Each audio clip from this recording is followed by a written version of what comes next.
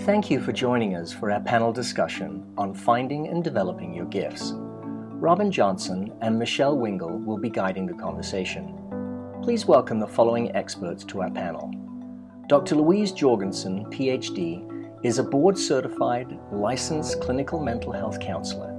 She is a counselor educator and private practitioner specializing in treating depression, anxiety, mood disorders, trauma recovery, and relational issues.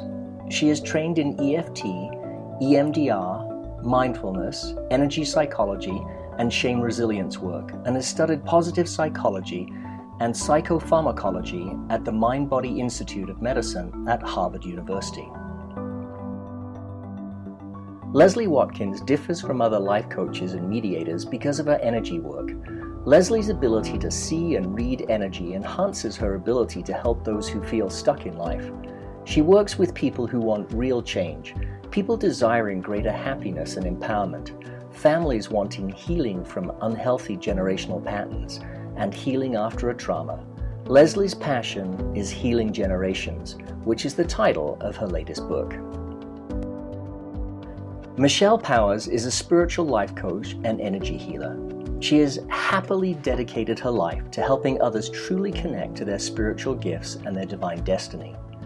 Michelle was born with very special gifts from God, allowing her to see, hear, and communicate with angels and loved ones on the other side.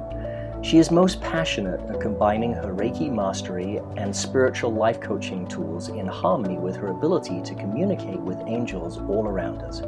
She offers personal appointments, inspiring courses, and relaxing retreats. Dr. Jeff O'Driscoll, MD, frequently communicated with spirits who hovered between this life and the next as he worked in the emergency department of a major trauma center. He saw people leave their bodies at the time of death, and he experienced eternity with them. In his fascinating memoir, Not Yet, Dr. O'Driscoll describes his experiences that are both interesting and instructive. For those who wish to develop their spiritual gifts, this book is a must-read. Dr. Jeff exists to help people heal and connect people to their own spiritual gifts.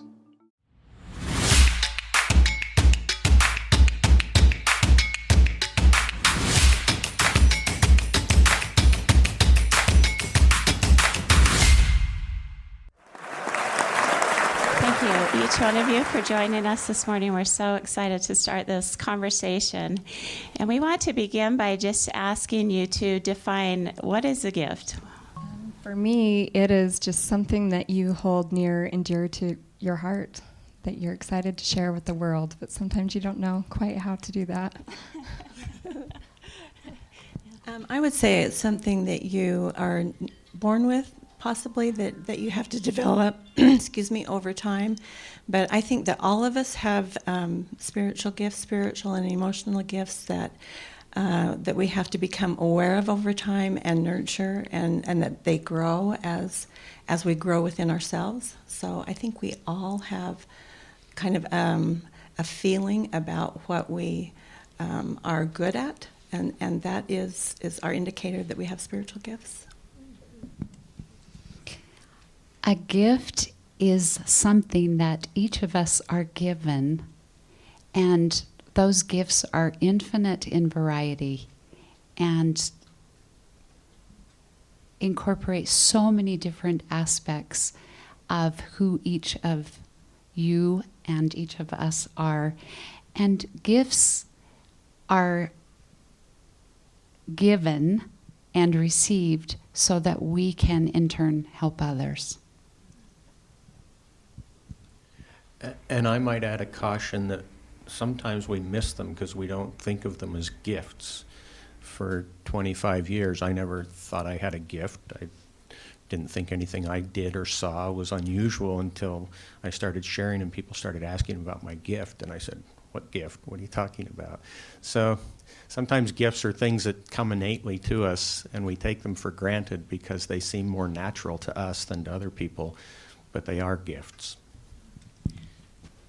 What are gifts for? Tell us what are gifts for, Dr. Jeff. Well, I agree with what's been stated already. I think gifts are given specifically to help others. and learning to use your gift not only for your own benefit, but to be able to go out and help others heal. And I think that's the main purpose of gifts. And to bring wholeness and joy to us and to others as well. And gifts also are to create, I think, a community, because there are many things that I feel like I'm lacking in that I can sense in other people, and I'm so grateful that other people have those things that I seem to be lacking in. So, and I believe that gifts are given to connect and to share with others. I feel like gifts are here to help us heal and to help other people heal and become whole. But they just bring so much peace and healing. That's beautiful. So, several of you have mentioned that it's hard to sometimes know what your gifts are. So, what would you recommend for people who are trying to figure out what are my gifts? What am I good at? How do they recognize that in themselves?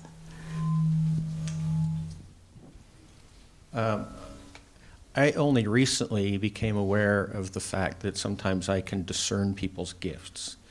And if people are in an open, inviting, safe environment, sometimes when they speak, their gifts become obvious, although not to them.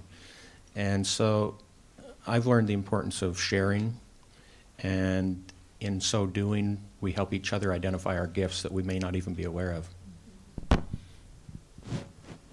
I think we also pretty much, if you're like me and the rest of this panel, we have a tendency to want to not talk about those things somehow, that it might mean that we are full of hubris or that we're being prideful.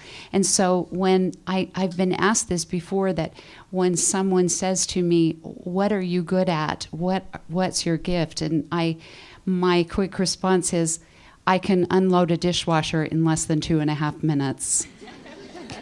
And that's kind of a defense mechanism, because I'm afraid to say somehow what I feel like I have been gifted with. And so one way to begin to know your gifts is to say, what am I afraid to share with other people? And begin to let go of that fear and replace it with love and gratitude. I would say that what I am drawn to, if I am aware of how I feel, what I am innately drawn to, that helps me identify more specifically what my gifts are. And that can be difficult too, because it is hard to recognize specifically what those gifts are, but what I'm innately drawn to, and then to kind of expound on that, because we all have them. And I feel like gifts are something that just comes so natural to you. Like we talked about, that sometimes we don't even recognize them as gifts, but your gifts are something that you came into this world with, and they feel so natural and such a part of you that sometimes you don't even recognize that they are a gift. And sometimes people come to me and they'll say, I don't feel like I have any gifts at all. But I have them take a moment to just be in silence and to think, and to really be still. And something will come to their mind usually, and it's that thought, that inspiration of just, I know what my gift is and what I'm here to do with it. We've spoken before about how often the gift appears from a wound. Can you speak to that? Speak to that. I think that's a fascinating idea.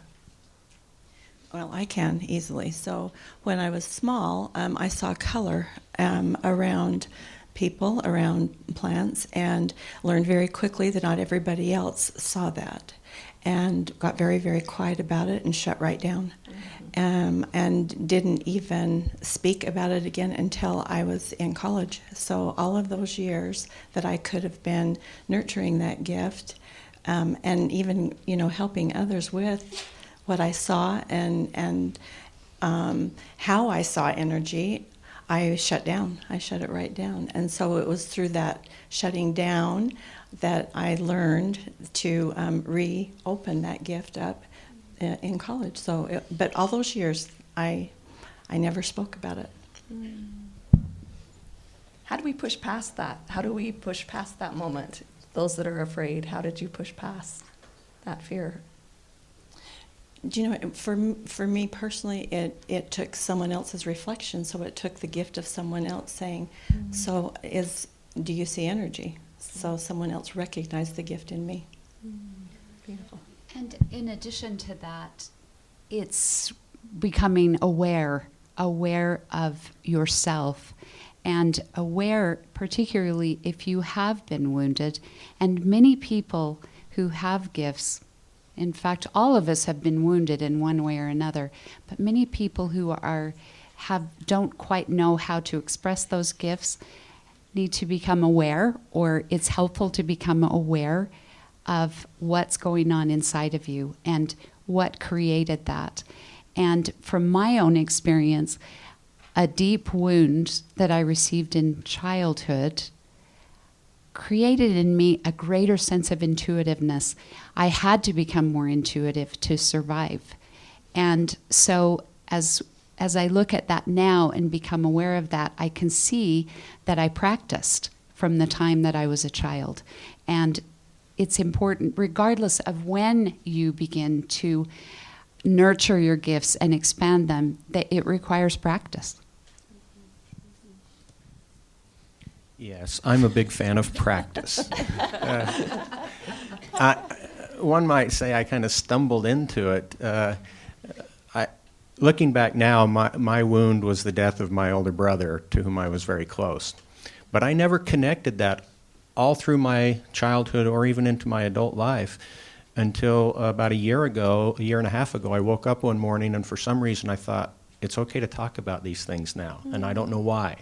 I don't know what the timing was. I don't know what changed. But when I started to speak about it, people kept asking me, well, when did this start for you? When did you get this gift? And I'm going, what gift?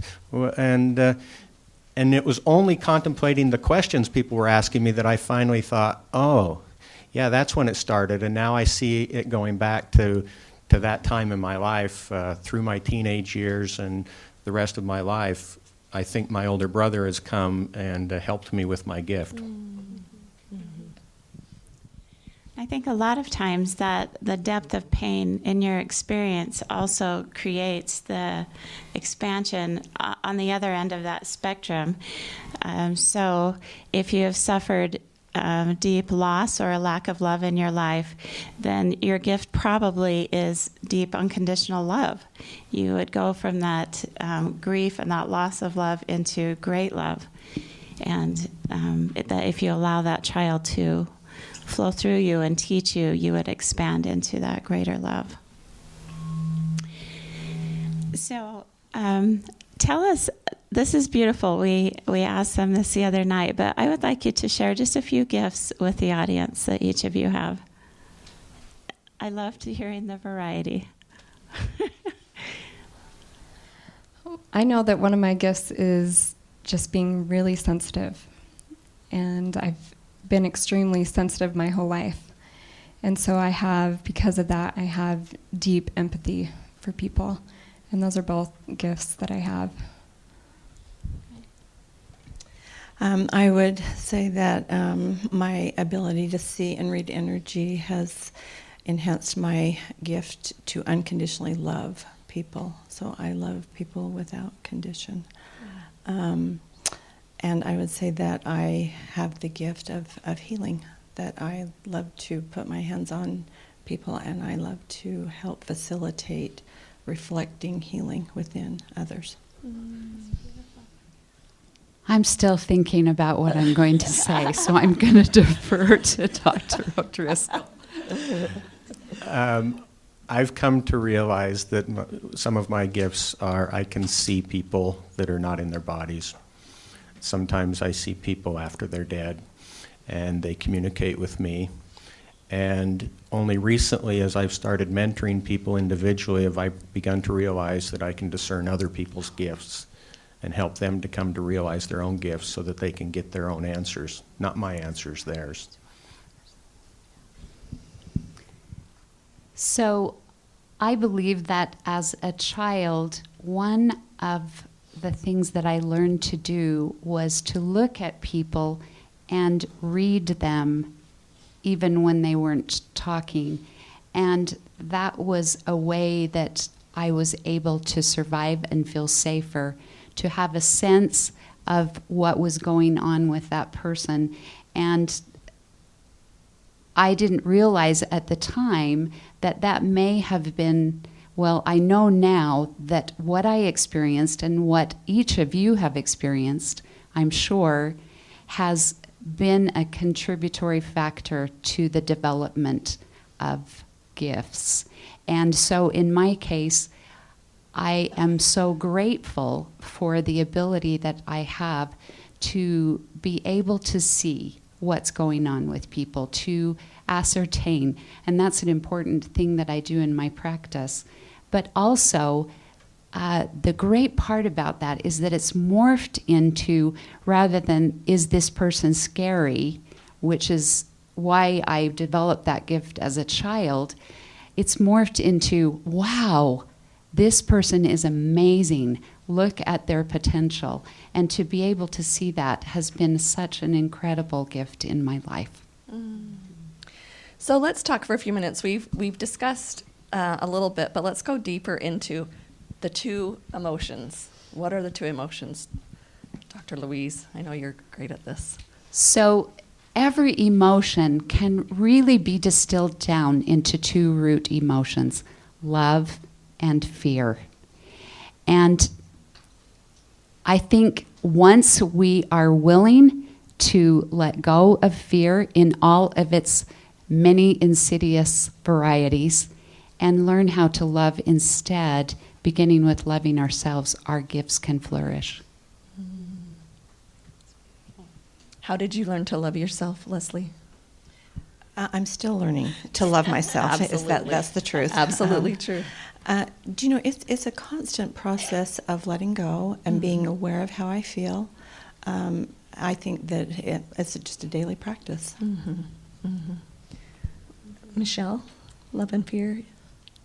Well, I feel like the love that I have for other people is so deep, and I can give it so freely.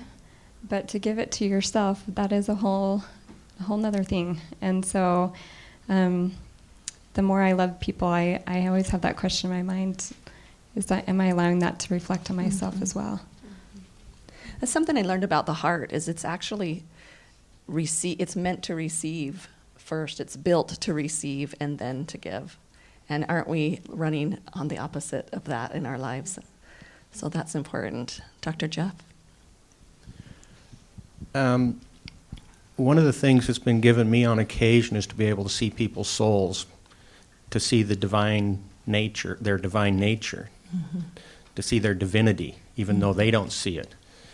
And it's really hard sometimes to see that in yourself. And in fact, I was on Facebook once a while back, and I saw this Facebook post, and it was this beautiful mirror. It was decorated nicely and had a quote at the bottom that said, "The hardest place to see God is in the mirror." And I thought, that sounds really familiar. And I looked down at the attribution, and she was quoting me from my book. And it was her. It was me! And so much of getting rid of fear and Yeah. having love is being able to look in the mirror and see God. Yeah. Because when you see it in the mirror, then you Right. can see it in others. You almost have to see it in the mirror to see it in others. And I read that little section of your book, I think 10 times in a row, just blown away at how simple and well said that it was. It changed me. It changed me. So let's talk a little more about the fears, because I know in your story also there was a lot of fear about sharing your gifts. So what are those fears that stop us from sharing? Well, I think when you have a gift that you hold near and dear to your heart, it's hard to share it with the world because you're worried about the criticism, you're worried about what other people will say about this sacred gift that you have. And so the fear did hold me back for a really long time. And finally it was just knowing that I'd be able to use this gift to help other people when I was told that, and I really truly knew that within my heart, that dissolved a lot of fear that I had, because that helped me to know that I can help others. So Your desire to help others was greater than your fear at that point. Yeah.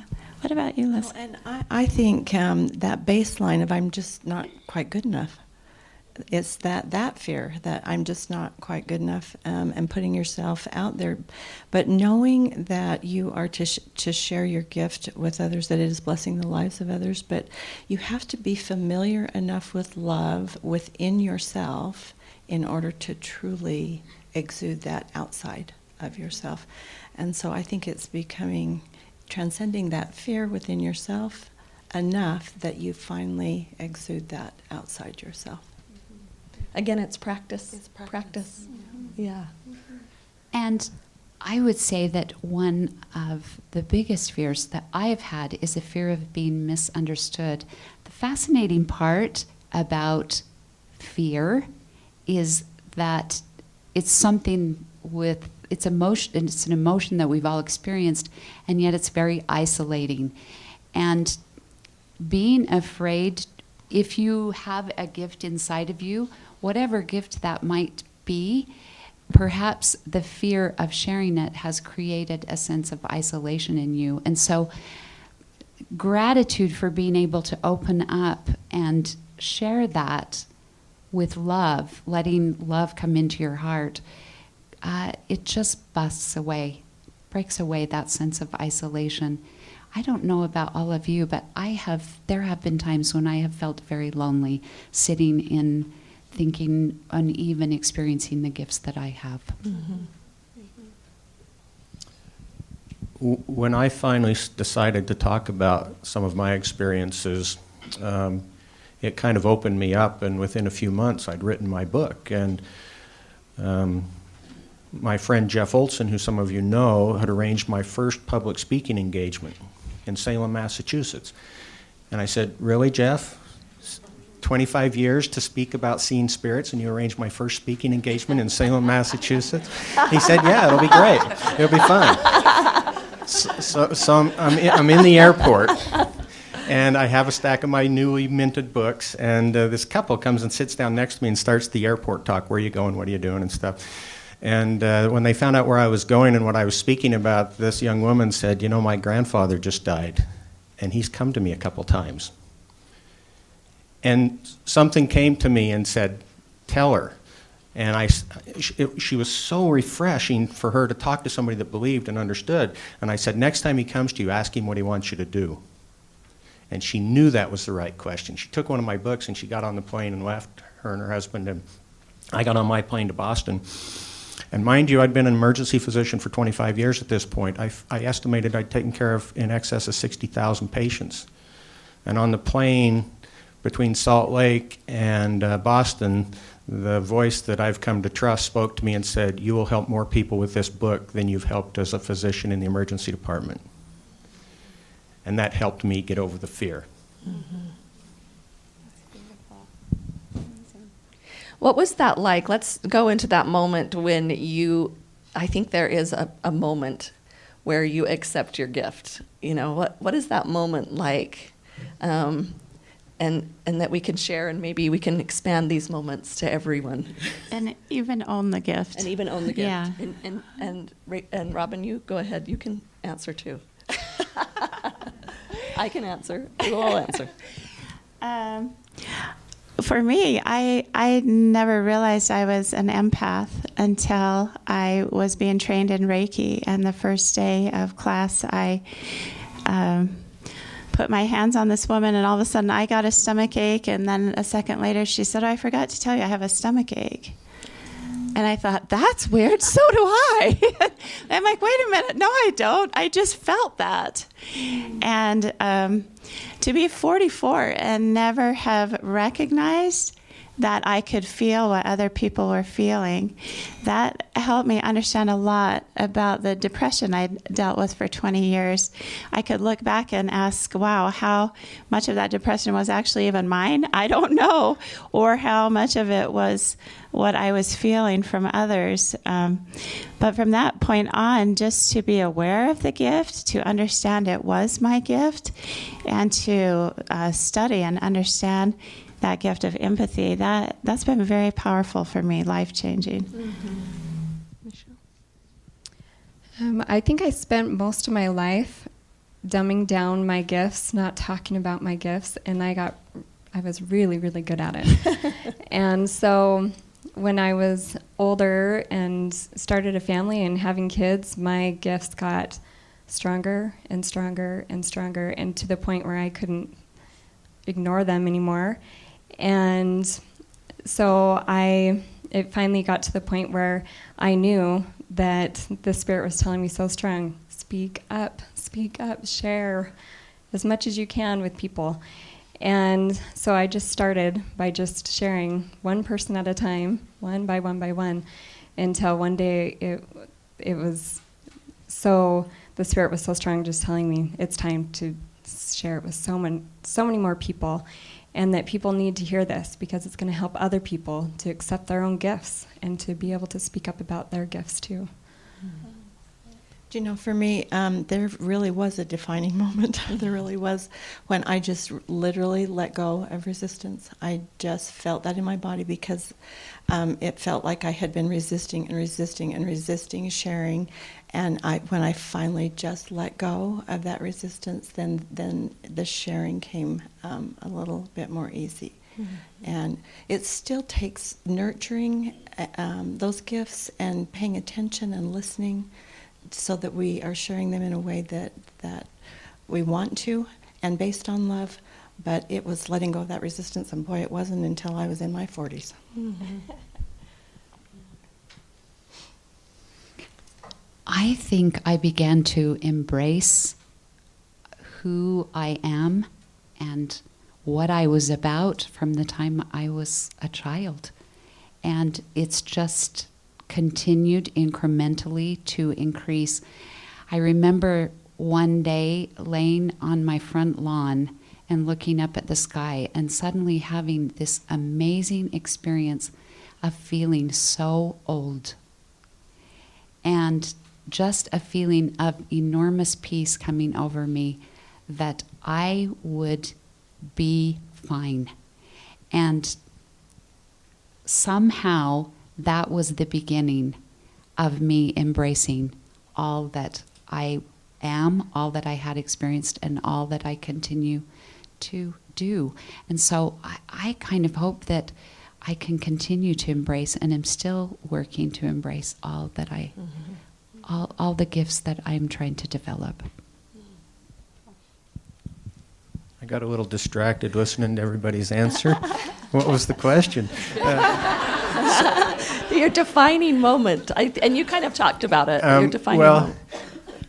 I'll tell you just about less than 6 weeks ago. On this occasion, it was a masculine voice that I was listening to, and he said to me, "Every experience is to enable you to help somebody else." And I thought, no. Experiences are for personal growth, and then you can go help somebody else. And he said, no. The primary reason for every experience is to enable you to help somebody else. And you get the secondary benefit of personal growth. And that dramatically changed my perspective. I don't know whether that applies to anybody else. I just know it applies to me because that's what I was told. That's fantastic. Sometimes I know it gets tricky because people think when you have a gift, especially like Michelle, that everything in your life could be great. That everything, you shouldn't have any problems. And so I think that's one of the reasons why we kind of hesitate owning our own gifts, is because we think, well, if I could do that, then everything would be okay. So what would you say to that? Michelle, you can go first since I picked on you. Yeah, I've had so many experiences with people, conversations where people are so surprised at any of my struggles that I have. I'll talk about I've struggled with depression. Really? How is that possible? Yeah. And I think that our gifts, they are something that help us, but they definitely don't make all of our problems go away. Yeah. We still have our human experience here, and we're still learning and growing. But so sometimes they make your problems worse, right? Sometimes it makes it harder. Sometimes you're depressed because of your gift and because of the frustration you deal with because of it. Yeah. That's true. And feeling isolated and feeling that you don't belong, if you don't have others to talk to you about the things that you're experiencing. Yeah. Well, and I love to say that we're all the same. Everyone has spiritual gifts. Yeah. So everyone, and life happens to all of us. So even though, I may have this spiritual gift and Michelle has this spiritual gift and Louise has this spiritual gift, life still happens to us. Right. And so we still get to embrace life like everyone else. Yeah. So we're all the same. Yeah. I think that was a moment, when I could see that both could happen at the same time. Because you keep waiting for, I will accept that when it has more power than it should be. It should have, right? It shouldn't take over our human experience. So if you could tell the audience members one thing about their gifts, what would you want them to know about their own gifts? Know and feel. That's a tough one. It's a big question. If I could say one thing, own your gifts. They're yours, they're for a reason, and you have to own them, and then you have to practice. We're perfectly comfortable with the notion of practicing the piano for 40,000 hours to become proficient, even if we have the gift of being able to play, or sports, or any other example you pick. But a lot of people think that gifts, spiritual gifts, come whole cloth and perfected, and all you have to do is implement them. It's not true. You have to practice on a regular basis to become better at it. That's what I would say. Own them and practice. Fabulous. Thank you. And to hearken back to the last question, remember too that anything that requires sensitivity means that there's going to be two kinds of sensitivity. Meaning by that, I feel like my husband would say, you are so sensitive to other people, but you are also so easily sensitive to the things I say and remember things that happened 30 years ago. I've tried to tell him that's a female trait, not necessarily a gift. He would not say that it is a gift. So it's recognizing that every day comes with new experiences and being open to them. And I so totally agree with Dr. Jeff. Don't be afraid to practice. What's the worst thing that can happen? You might not do well, but the first child that you had, or the second or third or fourth or seventh, when they started to walk, you didn't say, when they fell, sorry, you're done. I'll just pick you up and carry you for the rest of your life. So I want to say, you can do this. You have within you the ability to do so much good, and you are much more capable than you believe. Well, I just have to echo what these two have said and add that nurturing, so taking the time to hone in on those specific gifts that are unique to you, because sometimes we can feel overwhelmed too. Many of us are empathetic and are sensitive and caring and kind, but to hone in specifically on your unique gifts, to take the time to get quiet, to quiet your mind, and to listen to the inside, and then nurture those specific gifts. I would say help you develop them and then practice. Well, we're all divine beings, so every single one of us has incredible gifts, and they all need to be shared. We're all here to help each other and to share our gifts with each other. And one of the ways that helped me to really hone in on my gift was to write, just journal. And that was a safe place for me to be really honest and to start writing about what my gifts were and how I wanted to share them with people. So. That's beautiful. Well, we hope you have appreciated this conversation about gifts. We really feel that to be whole and to live your life purpose and fulfill your life mission, that's going to require each of us to own our gifts. And we can be here and do a lot of good in the world. But when we own our gifts, we do in this world what no one else can do. Each of us has a unique set of experiences. Each of us has a unique set of gifts. And that combination and that synergy of your life experiences and your life gifts make you uniquely qualified to accomplish certain things on this earth. And we hope that this discussion has helped you feel more confident in owning and being willing to practice and develop your own spiritual gifts. So please give our panel a round of applause. Thank you so much.